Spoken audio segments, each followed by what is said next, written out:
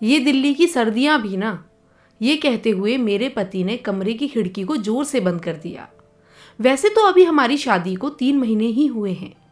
मैं जहां अभी भी अपने पति के बिना आधा समय घर पर अकेले उनके इंतजार में निकाल देती थी, वहीं वो भी न जाने कितने समय से मेरे बिना अपनी पोस्टिंग पर थे।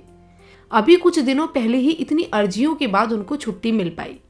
मेरे पति आर्मी में 5 साल से हैं और हमारी शादी के अगले दिन ही उनको पोस्टिंग के लिए कश्मीर जाना पड़ गया था।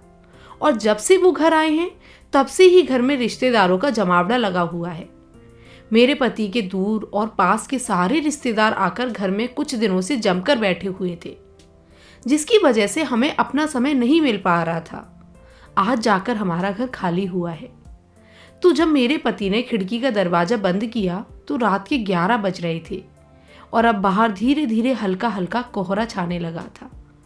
मैं अपने पति का इंतजार करते हुए 2 घंटे से ही रजाई के अंदर उकड़ू होकर लेटी हुई थी। तभी मेरे पति ने आकर एक तरफ से रजाई को हिला दिया। मैंने पीछे मुड़कर अपने पति को गुस्से वाली नजरों से देखा और बोला, आप भी ना, आप हमेशा ही यही करते हो। मेरे पति ने अपने सर के पीछे के तकिया को एडजस्ट करते हुए मुझसे पूछा, क्या किया ऐसा मैंने पीछे से ही बिना मुड़े उनको जवाब दिया, हर रात ऐसे ही सारी रजाई अपनी तरफ लेकर मुझे ठंड में सिकुड़ता हुआ छोड़ देते हो। मेरे पति ने मेरी तरफ हाथ बढ़ाते हुए बोला कि मैं कब ऐसा करता हूँ, मैं तो हमेशा खुद कम रजाई लेता हूँ ताकि तुम्हें सही से रजाई मिल सके और तुम्हें ठंड ना लगे। इतना बोलने तक उनका हाथ मेरी कमर पर आ गया था। मैंने उनका हाथ पीछे करते हुए बोला, अरे आपका हाथ बहुत ठंडा है, आज आप अपना हाथ अपने पास ही रखो, मुझ तक मत लाओ। मेरे पति को ये बात नागवारा गुजरी। उन्होंने फिर वो हाथ मेरे एक हाथ पर रखते हुए बोला, अगर ना करूं तो? मैंने उनकी तरफ मुड़ते हुए बोला कि अगर आप अपना हाथ पीछे नहीं करोगे तो मैं आपसे कभी बात नहीं करूंगी। मेरे पति ने मुझे मनाते हुए थोड़ा और पास खींच लिया और हल्के से बोले कि हमेशा मुंह से कुछ बोलना जरूरी थोड़ी होता है, आंखों से भी बहुत कुछ समझ आ जाता है। मुझे उनकी गर्म सांसें अपने चेहरे पर महसूस होने लगी। मैंने दोनों आंखें आधी बंद कर ली ताकि उनको देखूं, लेकिन खुद से छिपकर। मैंने धीरे से बोला कि सुनो ना, आप ये मत करो, मुझे शर्म आती है। मेरे पति अपना चेहरा मेरे चेहरे के पास और ले आए और फिर धीरे से बोलने लगे कि क्या ना करूं बताओ। मैंने अपनी आधी खुली आंखें अब पूरी तरह से बंद कर ली और चुप हो गई। मुझे बहुत ज़्यादा शर्म आ रही थी। मेरे पति अपना एक हाथ मेरे बालों पर ले गए और धीरे धीरे बालों को सहलाने लगे। मैं चुपचाप बुद्ध बनकर लेटी रही। मैंने अपने चेहरे को भी रजाई के अंदर ले लिया और खुद को चारों तरफ से एक टेंट की तरह ढक लिया। इस रजाई के टेंट में बस मैं और मेरे पति की धीमी धीमी सांसों की आवाज़ चल रही थी। उसी समय उन्होंने अपने आधे ठंडे आधे गर्म पैरों को मेरे पैरों पर रख दिया और उनके ऐसा करने से मैं सिसकी लेकर रुक गई। मैंने सिसकी लेते हुए पूछा, क्या कर रहे हो आप? मेरे पति ने हल्के से जवाब दिया कि मैं तो बस अपने पैरों को गर्म कर रहा हूँ, बाहर ठंड बहुत है ना। जब कश्मीर में पोस्टिंग थी तो पूरे टाइम वहाँ पर बोन फायर के सामने बैठकर खुद को गर्म रखना पड़ता था, नहीं तो आप बीमार पड़ सकते थे। तो मैंने अपने पति से मजाकिया अंदाज में पूछा, तो मैं कश्मीर हूँ या बोन फायर? जिस पर उन्होंने मुस्कुराते हुए जवाब दिया, तुम तो तुम हो ना। मैंने उनसे पूछा कि ये कैसा जवाब हुआ भला, मैं हूँ?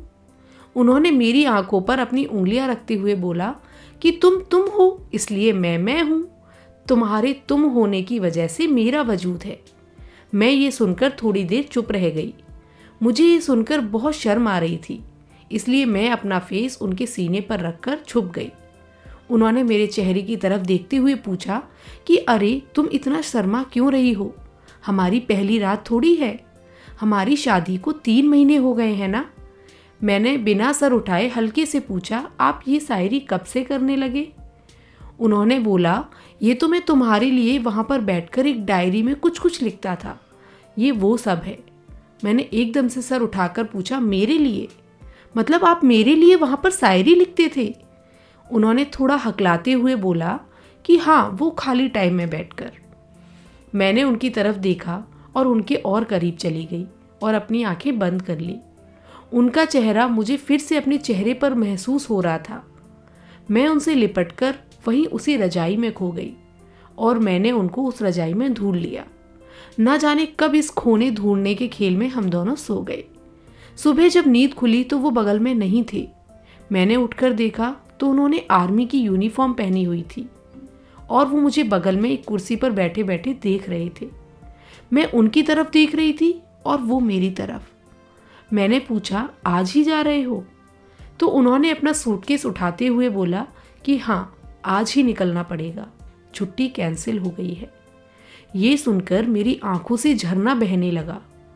मैंने अपना चेहरा रजाई के अंदर दबा लिया ताकि उन्हें मेरे आंसू ना दिखे। वो सामने से उठे और मेरे पास आए, मुझे रजाई के ऊपर से ही गले लगाया और मेरे माथे पर किस करके बाहर चले गए। मैं वैसे ही लेटी रही।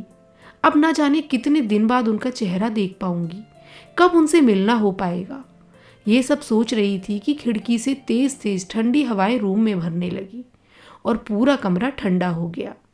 मैंने उठकर बेड से वो खिड़की बंद कर दी और मुंह से धीरे से निकला, ये दिल्ली की सर्दियां भी ना।